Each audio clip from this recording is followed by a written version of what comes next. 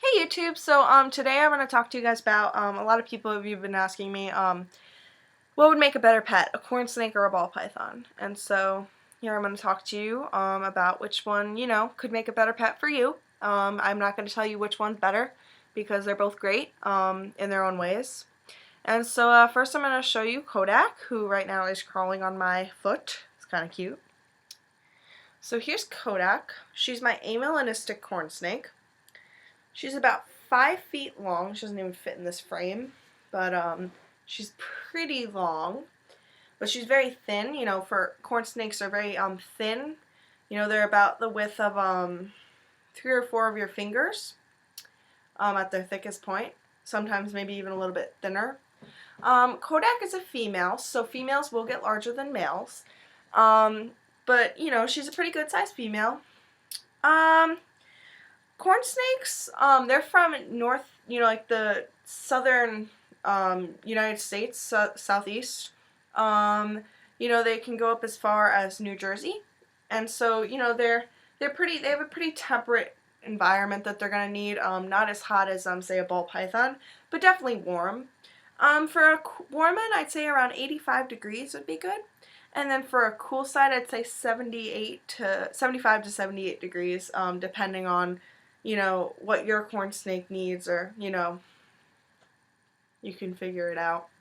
But for humidity, I'd say anywhere from 30 to 60% would be good for a corn snake, but definitely up that humidity when it's time for them to shed.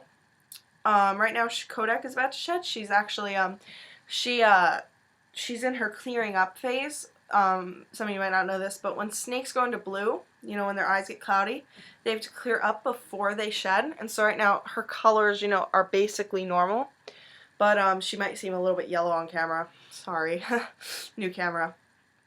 But Kodak's an awesome snake. As you can tell, she's a little bit, wiggly. She likes to move, but it's pretty easy to keep up.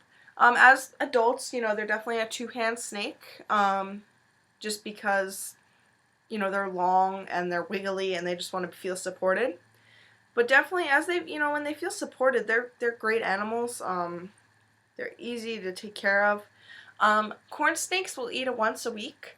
The biggest they're gonna get for eating wise is a small rat. But Kodak here, who's about 5 feet long, eats weaned mice. She eats about 3 weaned mice a feeding, just because I ran out of large mice. But corn snakes can eat, something her size could probably eat a weaned rat and be fine.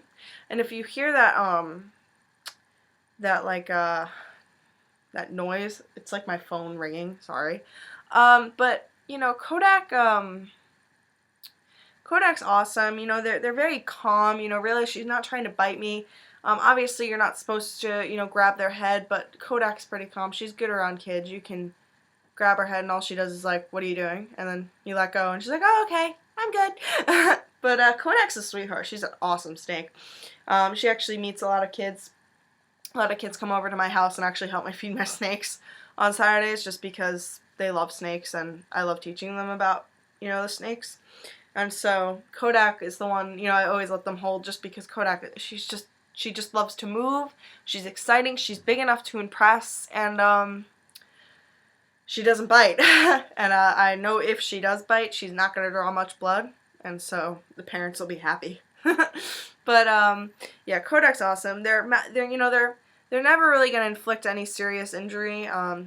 They're pretty small. They're good for children. I definitely recommend them. Anybody who's 10 and older, maybe even 12 and older, depending on the responsibility of the child. Just make sure that, as with any exotic reptile, that you're ready to take on the commitment of 15 plus years, because, that's a long time. And so, yeah, that's Kodak, but now I'm going to show you Sienna in comparison to Kodak, just to show you how big they are when they're babies and how big they are when they are adults. And so Sienna is an Okatee corn snake, so she has a lot of melanin in her skin. But this is Sienna compared to Kodak, obviously much smaller. Here, I'll give you a nice close-up of her. She's got a lot of bright colors, and she has a little C on her head for those of you who have not met her yet. And both are really good eaters. Kodak eats, like I said, weaned mice, while Sienna here eats pinky mice. She eats about 3 or 4, and she's almost ready for fuzzies.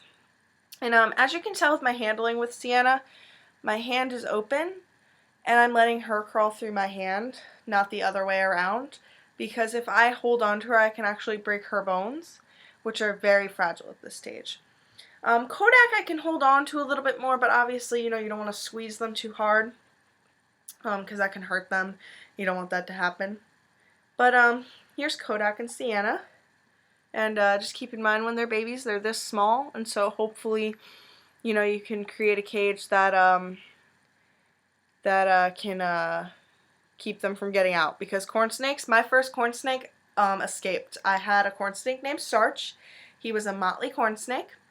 And he got out of the tank by sliding that glass door over there, because that's Kodak's and Paisley's cage, by sliding that glass door over there. And never found him. He's been gone for about 1.5 years.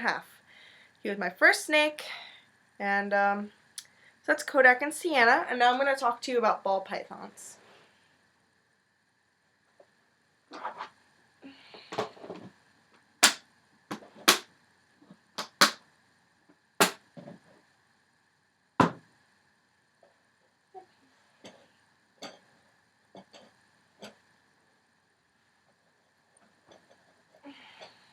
Okay, so this is Paisley, for those of you who don't know her.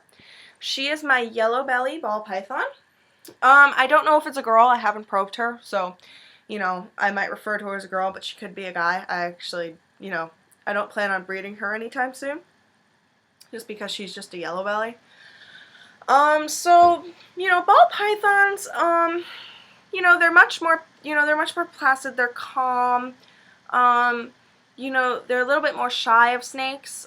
When they're scared, instead of fleeing like corn snakes do, they're actually going to roll up in a ball. I can't show you what that looks like in this video just because Paisley's so well tamed that I can pet her on the head and she doesn't care because I've just worked with her a lot. She's another one that's great around kids. For ball pythons though, I'd recommend, 13 and up, just because they get a little bit bigger and a little bit more thick and require, a pair of stronger hands to handle.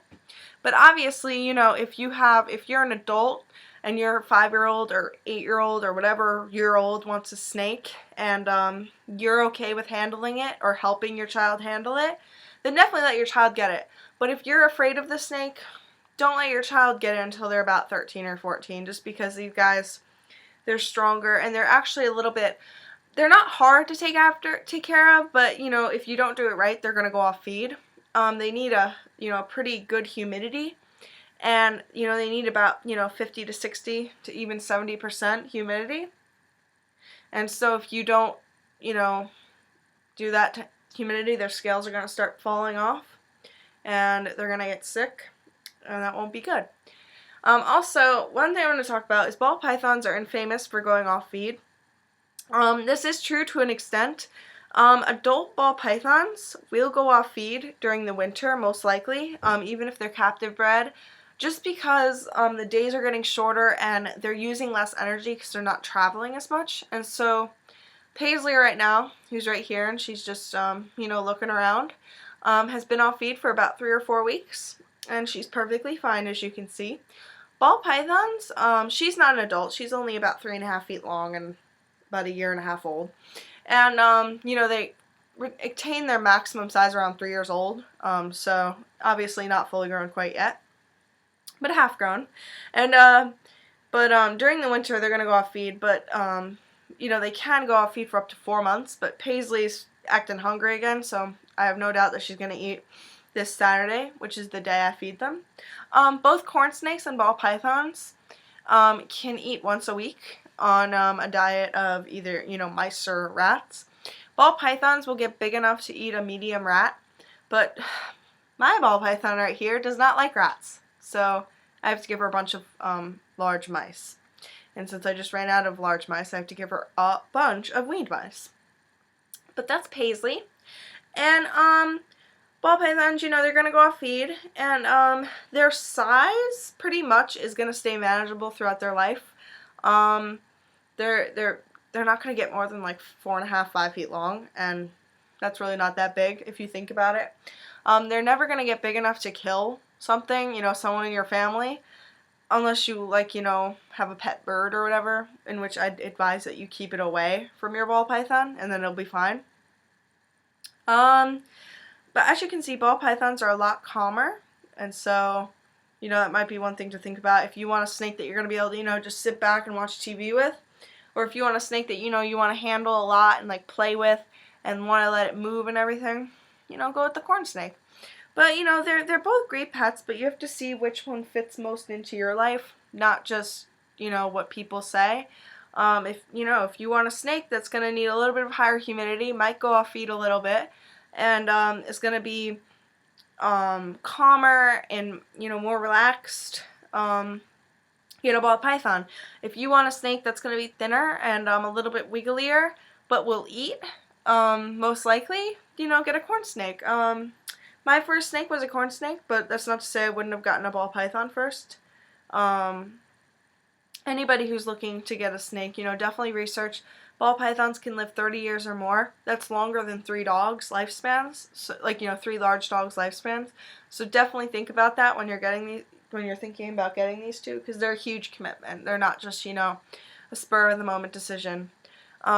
Paisley here, she was bought at a pet store as a baby from someone who has wanted a snake their whole entire life, and then decided they didn't want it anymore after 2 months of not taking proper care of it. The improper care would be not feeding it, not giving it the proper humidity, and having it out every single minute of the day. She'd let it crawl around her countertop, I think it was in its cage for a total of 4 hours a day, and then the rest of the time it was out, which is not very healthy. Handling these two types of snakes, I'd say no more than 4 or 5 times a week. Going up my sleeve. No more than 4 or 5 times a week. I'd say, for 30 minutes. After that, you're gonna start stressing them out, and that won't be very good. And so yeah, that's cornsnake or ball python. That's my view of it. This video is really long, and I'm gonna want to turn it off pretty soon. But just keep in mind. And here I'm gonna give you a look at the 2 bigger guys. I'm not gonna give you a look at Sienna because she's a little handful. My baby girl.